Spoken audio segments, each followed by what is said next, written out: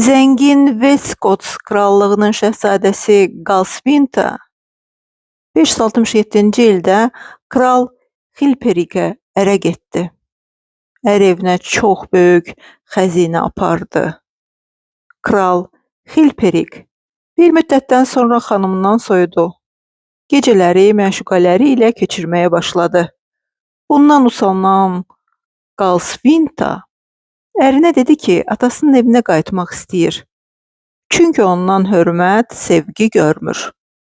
Xilperik onu sakitləşdirib yatmağa göndərdi.